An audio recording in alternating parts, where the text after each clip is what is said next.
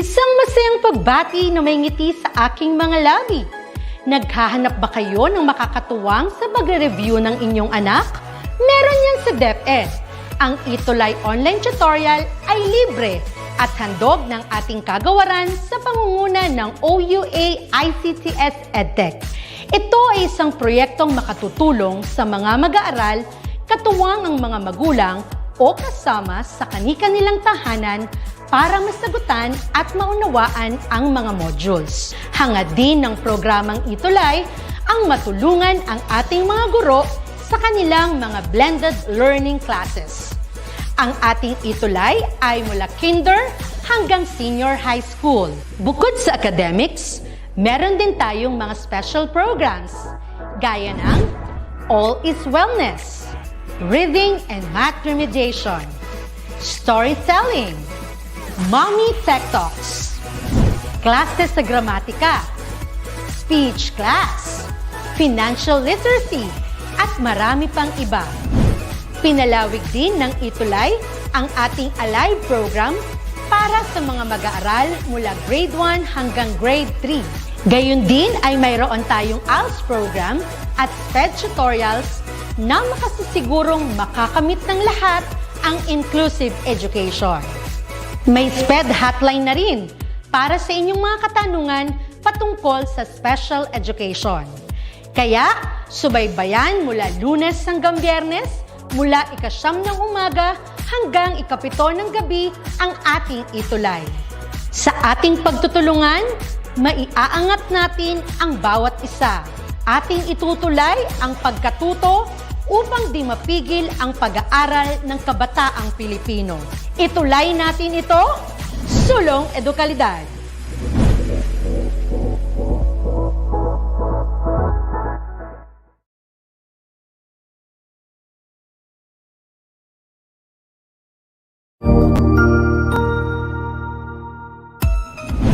Mabuhay! Good day to all! I am your tutor Madge. Welcome to ETUlay, a free online tutorial, an initiative of the Department of Education, Information and Communications Technology Service, Educational Technology Unit, ICTS EdTech. This program is aimed at helping and assisting learners from kindergarten, senior high school, ALS, Alive, and SPED learners. Aside from answering the modules, the ETUlay is offering programs which you will surely look forward to. Together with our parents and teachers, the ETUlay will bridge the gaps where difficulty and ease meet in learning new knowledge and skills. So, let us prepare our modules, pen and paper. Ready your mind to see and hear worthwhile and interesting lessons. Let us now study and learn, together with our volunteer online tutors. Tara na!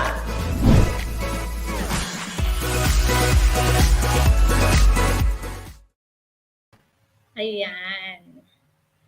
Hello, good afternoon, dear students in grade 11 and 12. Pero syempre, iniimbitahan din namin lahat ng mga estudyante sa grade 7, 8, 9, and 10. Kasi medyo madami-dami tayong i-discuss today. Ayan. So, I'm not going to keep everyone waiting. We're going to start already. And eto na naman po tayo. Hindi po tayo 4:40 to 5:20 but rather 5:20 to 6 o'clock. Yan, sa bago nating time slot. Hindi lang po natin napalitan yung ating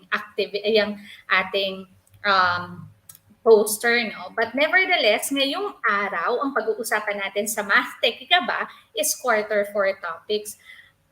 Siguro na-miss niyo si Tutor Eljun, no? For now, ako muna ang magiging part ng afternoon ninyo. But don't worry, Tutor Eljun will be around next week. Ayan. So, sa ngayon, sana mapagtyagaan nyo muna si Tutor Rev to be with you this afternoon. But we'll make the most of our time together. Yan naman yung mapapangako ko sa inyo. And I hope you're going to put something in your pocket at meron kayong babaunin sa klase ninyo when you go back to school this 4th quarter. So, ready na ba ang lahat?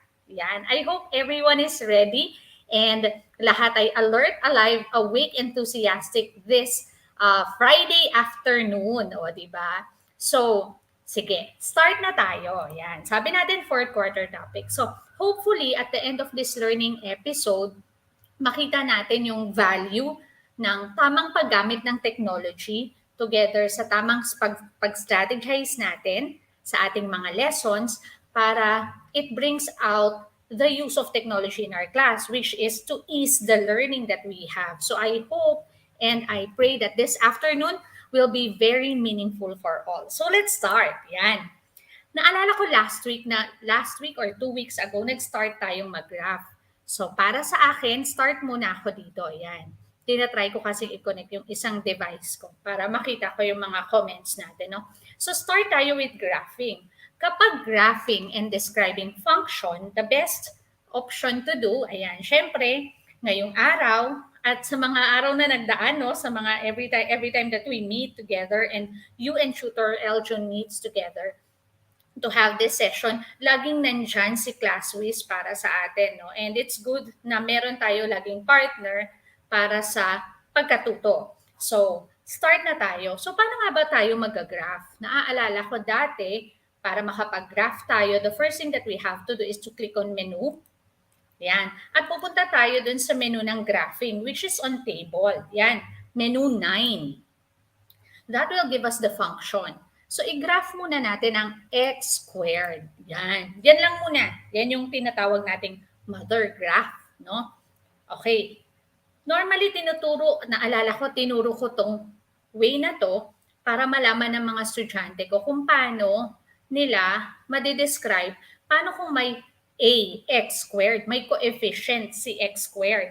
Ano kayang mangyayari sa graph ni x squared? Yun yung gusto kong malaman.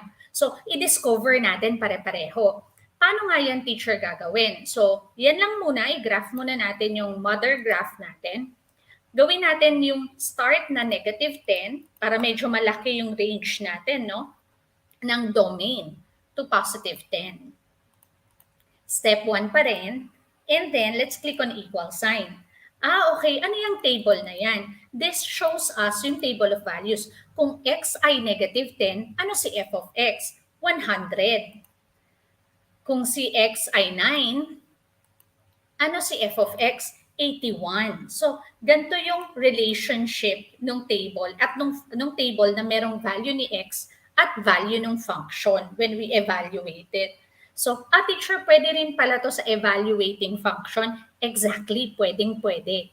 Yan. So, ano pa yung pwede natin gawin, teacher? Other than this, pwede rin actually nating i-identify yung anong difference ng graph ni x squared at ni 3x squared. Paano natin yan gagawin? Huwag niyong i-click yung on kasi magze-zero yung function natin. I-click lang natin si AC para bumalik si x squared. Yan. Okay, once we have that, paano na ang next, teacher? We click on equal sign because there's provision para sa isa pang function, g of x. So, dapat g of x yung isang function natin. Sorry, hindi lang napalitan ni teacher. Pero palitan natin, lagyan natin yan ng value na 3x squared. Yan. So, pag clinic natin yung equal sign, let's leave that range as it is. Yan, dapat g of x yan ha. Sorry, hindi napalitan ni teacher, no? So, yan na yung dalawang function natin, f of x and g of x. Again, yung mother function natin is the f of x. Anong gagawin natin? I-graph natin siya. Paano natin siya i-graph? Shift option. Maglalabas si QR code. Kung naka-emulator tayo, katulad nito, maglalabas siya ng QR code. I-click natin yung QR code and it will direct us sa graph ng function. Yung red ay yung mother function, yung blue ay yung ano? Yung blue ay yung may 3 na coefficient, 3x squared. Anong nangyari sa graph? Yan. So maybe you're wondering, no? Anong nangyari sa graph? So in this case, kakayanin natin i-describe yung graph natin. Itataas ko lang siya ng konti. Ayaw niya lang tumaas. Yan. Okay. I-describe natin yung graph natin. So, pag ipapakita ko yan, ibig sabihin, anong nangyari sa graph nung nagkaroon ng coefficient na 3? Mother graph is red, yun yung x squared. Yung blue, yun yung 3x squared. Teacher, nag-narrow siya compared dun sa given. So, anong pwede niyong ma-conclude? Wow, pwede tayong palang magkaroon ng conclusion dyan. Exactly. Ang pwede nating conclusion is that Narrower kapag may coefficient si x squared. Pero wait, there's more. Yan. Balik tayo. Eto 3. Paano kung ang coefficient, o AC ulit, kung gusto nating baguhin, ni G is fraction. Halimbawa, a proper fraction. A value, ayan, i-delete ko lang ha. Yan.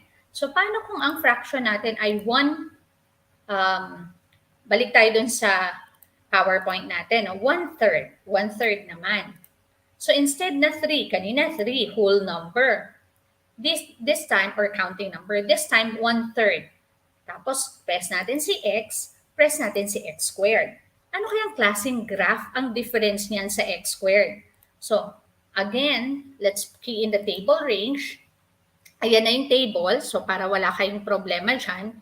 And then, we will click on Shift Option. May QR code ulit na lalabas. Sa QR code, pwede nyo palakihin yan. Yan. Tapos, we simply click on QR code. Make sure na kapag ginawa nyo tong QR code, clinic natin, naka-online tayo. Kung naka-emulator tayo. Okay. Ganun din naman sa phone. Yan. Ito siya. Oops. Teacher, ito yung red. Ito si x squared, yung red. Yung blue naman si 1/3 x squared. Anong difference niyan? Nakita niyo yung difference? Nagbaliktad yung sitwasyon. So yan, may mako-conclude na kayo. So based dyan, pwede pa natin yung dagdagan, pero based dyan, anong pwede natin conclusion? Kapag yung number ay between 0 and 1, kapag between 0 and 1, yung numerical coefficient wider than the graph of x squared. Pero kapag ang numerical coefficient ni x squared ay above 1, anong masasabi nyo?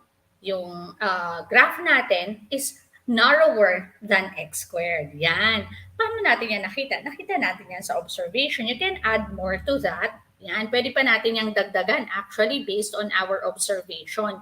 Pero at least makikita na natin na okay, yun pala yung shifting. Ayan yung tinatawag nating shifting ng graph. Wonderful, di ba? So, teacher, meron pa bang iba? Paano po kung ibahin naman natin ng konti? AC ulit. Mother graph pa rin natin yung isa. Again, G of X yan na. Dapat F of X and G of X. Hindi lang napalitan ni teacher. So, yung isa, gawin natin plus 3. Mag-add tayo ng 3 sa x squared. Ano kayang mangyayari sa graph? Since natutunan na natin yung graphing, this time, aralin natin paano kung may shifting ng graph. Okay. Anong pagbabago pag nag-add tayo ng 3 sa x squared? Anong difference ng graph? Ganun ulit, shift option for the QR code. We click on the QR code. And ayun, anong nangyari? X squared yung red, 3x squared yung blue. Same shape ng graph. Anong nangyari lang? Umangat siya ng ilang beses? 3 beses because it's plus 3. Ang galing, no? Teacher, dyan pa lang pala makikita na yan. Oo, pwede nyo na siyang makita. Dyan pa lang sa description or dyan pa lang sa graphing natin. So makikita nyo na, okay, ang coordinate nito ay 0, 0. Ito naman ay 0, 3. Yan, yun yung difference nila. Okay ba? Sige, paano teacher kung minus? Okay, let's continue, no? Okay, hindi ko lang ma-log in yung isang account ko, but I hope, yan, wait lang tatry ko pa rin para makita ko yung mga answers nyo. Hindi ko kasi masyadong makita. Sayang naman yung mga efforts ng mga nakikiparticipate sa ating discussion, no? So, ano sa palagay nyo pag minus 3? Yan. Yan naman yung next na question. Ano kayang mangyayari? Plus 3 sa x squared, umangat. Paano kung minus 3 sa x squared? Ano kayang mangyayari? Let's see. Let's discover. Kaya nga yung title natin, Challenge, Discover, and Learn. Itong part na to. So, click natin ulit. This time, lagyan natin, paano kung minus naman, teacher? Anong mangyayari sa graph natin? Ano sa palagay nyo ang mangyayari sa graph natin? Yan. So, sige, i-click natin, no? Let's click on equal sign and then let's go to the table. Ayan yung mga table. Shift option. Alam ko may idea na kayo. Pero para ma-prove natin na tama yung iniisip natin, let's click on the QR code. Ayan, tinak niya si f of x is equals to x squared and g of x equals to x squared minus 3. Ito naman yung nangyari. Okay. Minus ba nilagay ni teacher? Okay. Ayan. So, ito si 0, 0 sa red. Ayan. Ayan na nakita nyo. Ito si 0. Ayan yung red. Yan yung 0. At teacher, parang bumaba siya. Bumaba yung graph. Tingnan natin mabuti. Ayan si negative 2. Yung vertex niya napunta saan?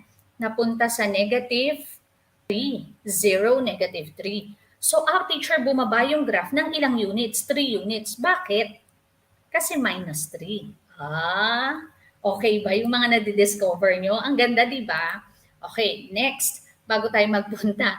Teacher, ang tagal. Ayan, nakita nyo, inon ko siya. Nawala si x squared, teacher. Oo, ganun talaga. Kailangan AAC lang natin. Pero okay lang yan. Let's just key in x squared. From the graph of x squared, this time, punta tayo dito.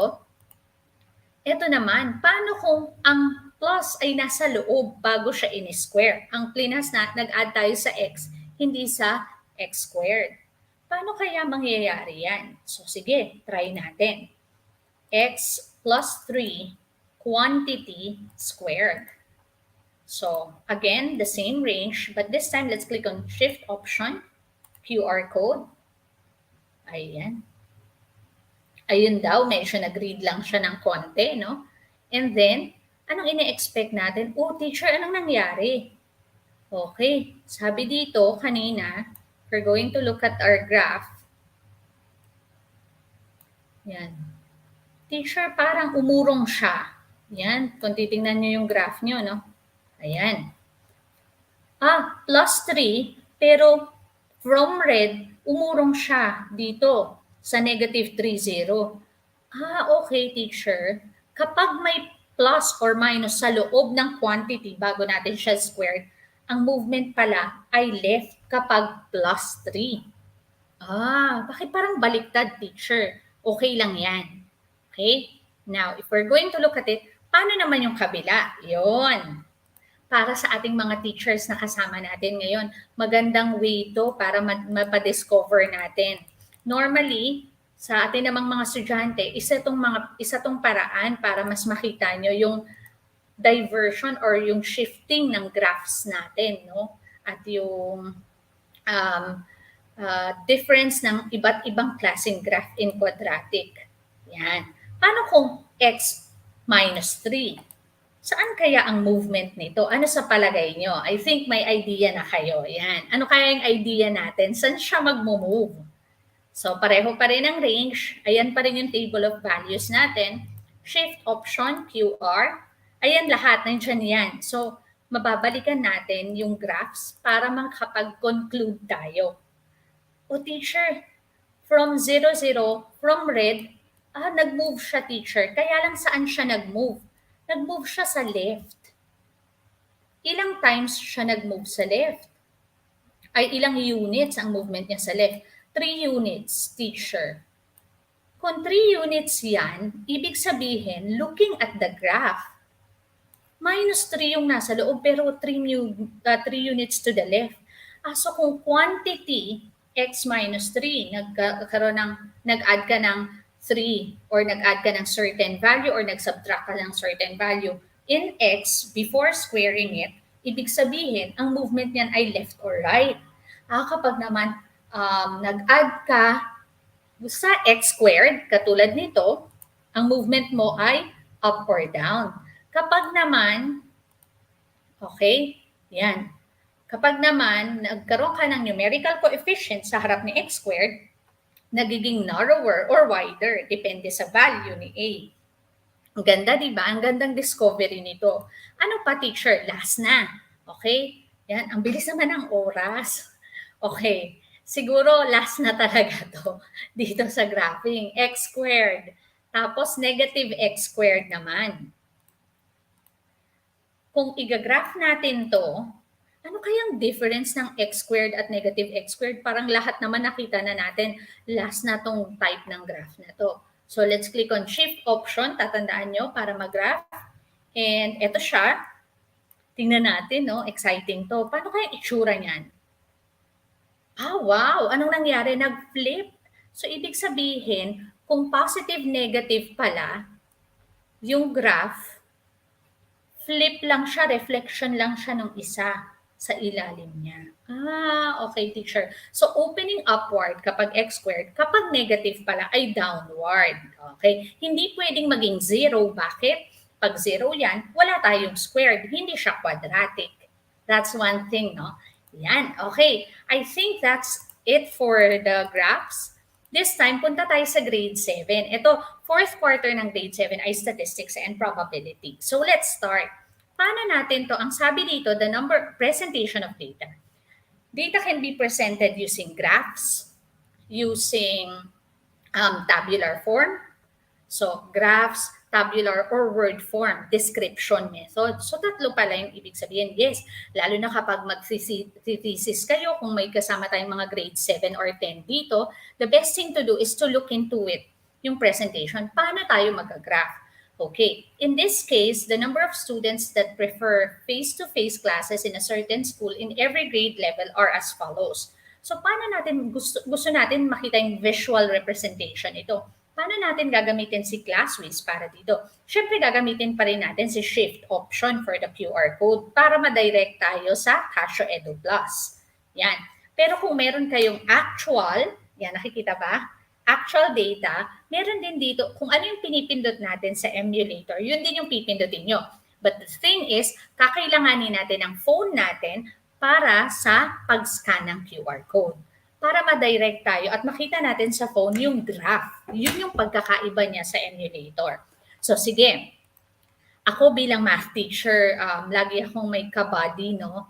Yan yung hindi nawawala sa bag ko para kung may magtatanong ng mga estudyante during time na may class ako or wala ako outside, pwede ko yung ipa-view sa kanila. Okay, start na tayo. How do we graph or how do we view this in form of a graph? Punta naman tayo ngayon sa menu 6. Yan. Menu 6, this is statistics mode. Statistics mode pala tayo, teacher. Oo, kasi ang fourth quarter ng grade 7 ay stat. Alam ko ganun din ang grade 11. Tapos, ang grade 10. Ganun din ang grade 8, pero more on probability ang grade 8. Yan. Basic probability. So, let's click on 1. Makikita nyo yung X, diyan nyo i-key-in yung value. So, let's key in 182. Then, we click on equal sign. 197 equal sign. 205 equal sign. 192 equal sign. 209 equals. And 211 equals. What's good about this is if you click Shift option, that will give us again a QR code. We click on the QR code. And it will direct us, makikita nyo dito yung 1. Ito yung grade 7, ito yung grade 8, ito yung grade 9. And you will have 3 options. This is the whisker plot. Ito naman yung pie graph. At hindi natin kailangan yung dalawang yan. So, dun tayo sa bar graph. You're going to see the bar graph of the data. Yan. Ito yung number ng frequency. Yan. Pwede nyo na yung i-paste sa inyong presentation. If you're going to present the data in graphical form, ito naman yung tabular nasa gilid. Lalagyan nyo lang ng legend na yung 1 ay grade 7, yung 2 ay grade 8, yung 3 ay grade 9, and so on until grade 12, which is 6 in this case, in this table. Are we clear? Ayan. I hope everything is clear. Di ko kasi makita yung chat ninyo. No? Sana nakikita ko rin yung chat ninyo in this case. Pero don't you worry. I hope everyone's getting our discussion very well para magamit nyo sa fourth quarter. Paano kung ganito, teacher? Normally, if the data is presented this way, the best way to do this is using a what? A pie chart. Because we have a total of 25,000 and it's being divided into several categories. So kapag ganun, paano natin yan i-graph? Ganun din. So menu 6 pa rin, then one variable pa rin, then we click on 5,000. Sumobra, teacher, 5,000, 1,000, 9,000, 3,000, and 2,000. Meron pala dyan graphing, teacher, yes. Actually, kaya nga handy handy tool. Yan. So again, but this time, since we have a total and we want to partition it, we can actually go for a pie graph. Ayun. Ayan na. Then we can identify the legends already. This is the pie graph of the given situation. Wonderful, no? Okay, sige pa. Teacher, isa pa po. Paano, teacher, if the data is given, the data shows the ages of 20 people in a compound who shops online. Yan daw yung mga age nila. Ang ginawa natin, tinable natin siya. Paano natin yan i-encode dito, teacher? Isa-isahin ba? So, isang 24, isang 27. There's a way na meron yan sa statistics mode. Paano, teacher? Let's click on menu 6 again, statistics. We click on 1. Walang frequency, teacher. Okay, mag-alala, we can click on shift setup or shift menu. Yan. Arrow down. Nakikita nyo ba yung 3 statistics? Kiklik natin yon. Ayan, this is a key where we can switch on or off the frequency. Switch on natin. 1. That will give us already the frequency column. Anong gagawin natin, teacher? I-encode na lang natin lahat. So, 24, 27, 28. Para siyang spreadsheet na kailangan i-equal sign natin bawat encode natin. 37, 39, 42, and 46. Okay. Bakit parang kulang, teacher? Sige, tingnan na lang natin, no? Ayan. Then we can key in the frequency. Yung frequency natin, ayan, 1, 1. Ayan, yung nasa frequency column, nilalagay lang ni teacher, no? So, dapat i-double check natin mamaya yung values natin to see if they are correctly encoded. Ayan, mukhang correct naman. Then, once it's encoded, again, we click on Shift option, click on the QR code, and there you go. This is the graph of the given. So, may isang 24, may isang 26, and so on. Okay? 28 yung susunod. Baka malito kayo, no? So, you can already, screenshot this part or snip this part and put it in your presentation. Yan, para malinis yung graph natin. So that's about graphing. Pero yan lang ba yung kayang gawin ng statistics mode, teacher? There's more. Halimbawa, the data shows the score of 15 people in a statistics quiz. In the discussion that you're going to have sa klase nyo, papahanap sa inyo yung mean, median, yung mode nga lang, manual nyong gagawin, standard deviation, variance, for measures of central tendency, ilalabas niya yung mean and median. Para naman sa measures of variability, meron siyang variance at saka standard deviation for population and sample. Ang galing, di ba? So meron na rin siyang kinocompute sa sample. Pero paano yun, teacher? Ready na ba ang lahat? Okay, so ganito. We click on menu 6. Then we click on 1 for one variable. Eh, paano yan, teacher? May frequency. I-switch off muna natin yung frequency column. Paano nga ulit? Shift, setup, arrow down, we click on 3, statistics, and then to switch off, we click on 2 para ma-off yung frequency. Wala nang frequency. So, paano nang gagawin natin? I-key in na natin tong mga data natin. Halimbawa, pinapahanap si mean. Yan, ipapahanap yan sa class ninyo. Median, mode, yung mode manual nga, no? Variance, standard deviation, ng sample at ng population, meron din dyan. Ilalabas niya yon mamaya. Even the range, you can compute it because the minimum and the maximum value will be given.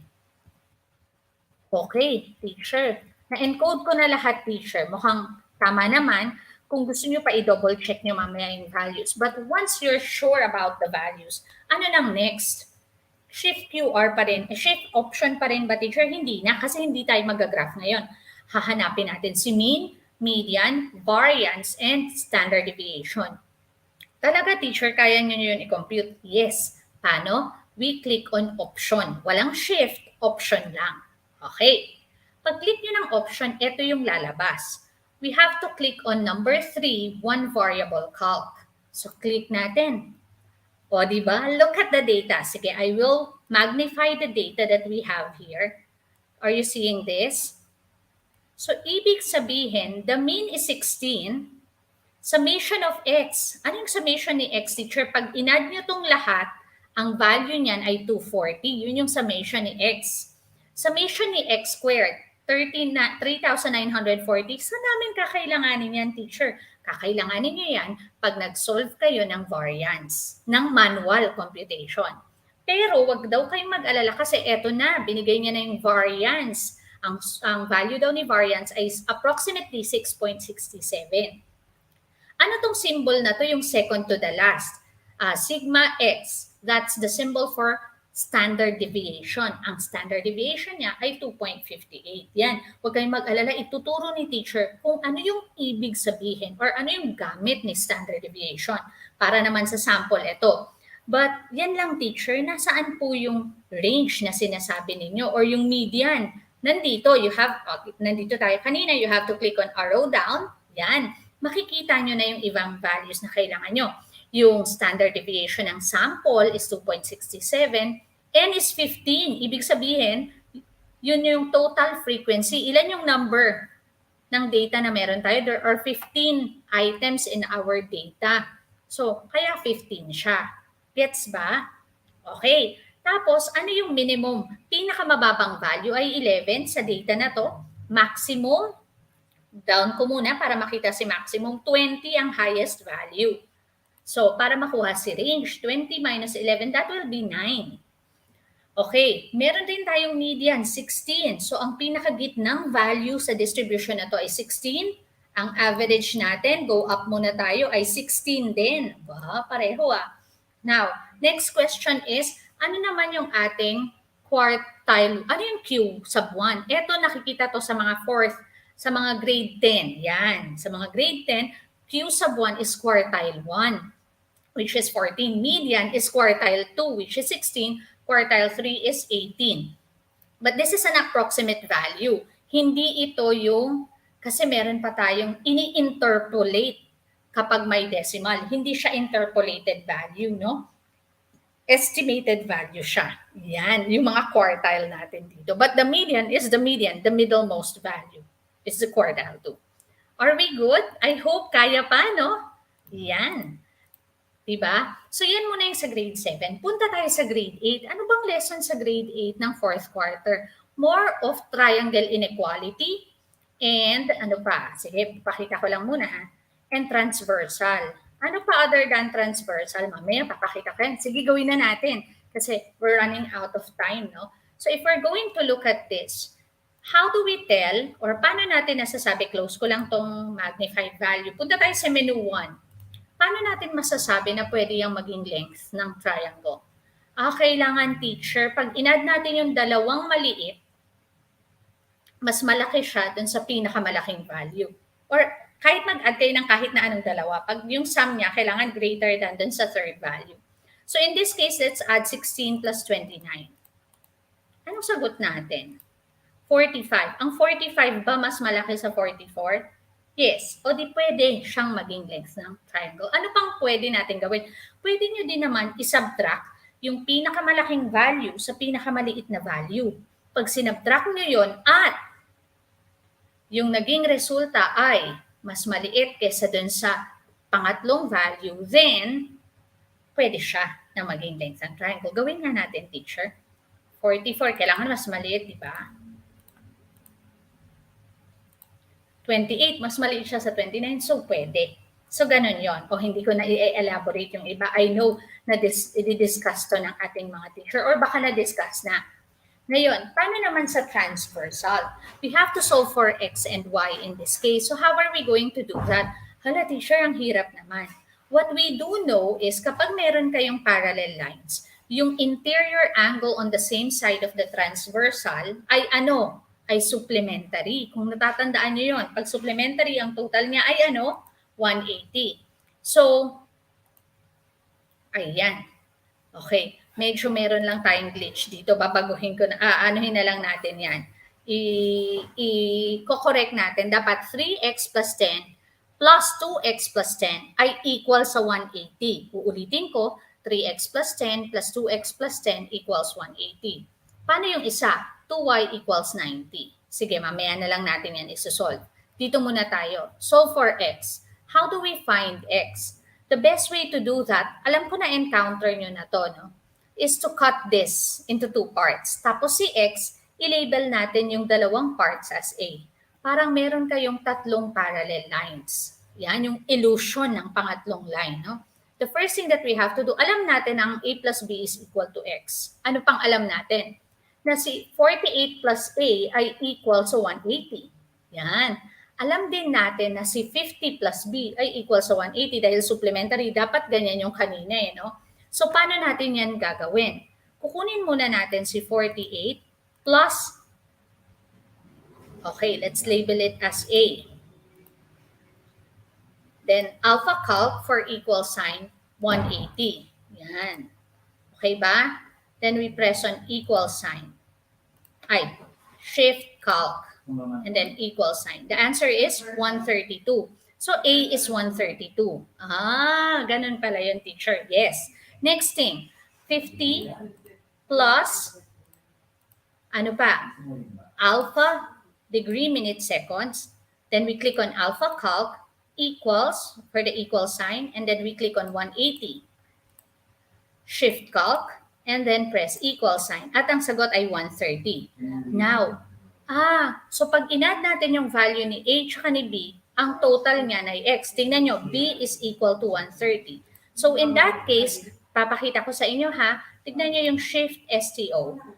Si A ay 132, si B ay 130. Yan yung sinolve natin kanina. Bakit si X ay 10? Ginamit natin yan kanina. So huwag kayong mag-alala. So paano natin siya isosolve?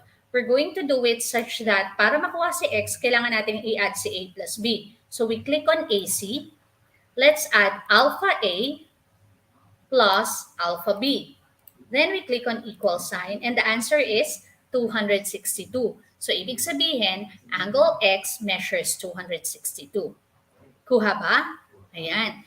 Pareho lang tong value na to. Pareho lang tong solutions dito. Yan, papakita ko lang sa inyo pero hindi na natin isosolve. So basically, factorial notation is one thing that's being discussed in, saan ba natin to dinidiscuss? Bago tayo mag-discuss ng basic probability or bago tayo mag-discuss ng permutation and combination. So paano natin yan ginagawa? If you click on 5, ayan, hanapin nyo yung factorial sign. So we can click on 5. And it's a shift function ng x raised to negative 1. 5, shift x raised to negative 1, the factorial sign will appear. Anong sagot dyan? 120. Paano, teacher, kung gagawin natin yung pangalawa? 5 times 4, shift factorial. And the answer is 120 also. Next, 5 times 4 times 3 factorial is equal to 120. Bakit halos pare-pareho silang 120? Because 5 factorial is the same as 5 times 4 times 3 times 2 times 1. Ganun pala yung factorial. Exactly. Okay. Now, okay. Siguro ang sagutan na lang natin tong number 5. Yan. Paano natin ikikiin yung number 5? So, 5 shift factorial. Take note na kapag factorial, after factorial, you have to click on multiplication sign. 6 shift factorial over 2 shift factorial times 3 shift factorial. And the answer is, yun, 7,200. Ganun pala siya, teacher. Yes. Ay, iniba ko pala yung given. Teacher, ang given po ay 3. Okay lang. You can always click on navigating tool. Ito yun, itong 4. And then go back. Palitan natin yung 5 ng 3 kasi yun yung nasa given. We click on equal sign and the answer is 360. Ganun gamitin yung factorial. Klaro ba? Ayan, no? So, medyo nag-overtime na yata tayo. But I hope everything is clear. Yan, I hope lahat may natutunan tayo ngayong araw, no? Pero natuwa lang yata ako dun sa graphing. But I have a lot in store for you. But don't you worry. Tutor Elgin will be with you next week. and the weeks to come, lalo na sa fourth quarter natin. So I hope you enjoyed our discussion. I'm just presenting to you some of the problems that I prepared. For trigo, ayan yung trigo, very basic naman, no? But don't worry, we'll find time to do that. And thank you so much for listening and being with us. Ayan, papakita ko na lang yung last slides natin. Iniimbitahan namin kayo na patuloy na makiisa sa Techno-Sipnayan so that you can learn the basics of technology and statistics, math, geometry, any field of mathematics that you can actually think of. So, ito po si Tutor Ref, nagsasabing teknolohiya na maaasahan, ang pag-aaral ng Sipnayan, tunay na gagaan. And please don't forget yan, to watch yung Senior High School Statistics and Probability every Friday, 4 o'clock to 4:40. Of course, ang ating mahal na mga tutor na si Tutor Erwin at Tutor Zara sa Basic Calculus ng Friday nga pala. So 4 to 4:40 si Tutor Ryan ang ating kasama. Tapos pagdating ng, nabago na yung oras na yan, 5:20 to 6 o'clock na, ako at si Tutor Eljun din ang yung makakasama. Sa Business Math dati, nakakasama niyo si Tutor Rom at Tutor Eljun. Financial literacy, of course, ang ating mahal na si Tutor Match. Then, uulitin ko, magkikita ulit tayo next week, 5:20 to 6 o'clock, same channel, same page, same venue. Dito lang sa ating ETUlay page. Ayan. Maraming salamat. God bless everyone.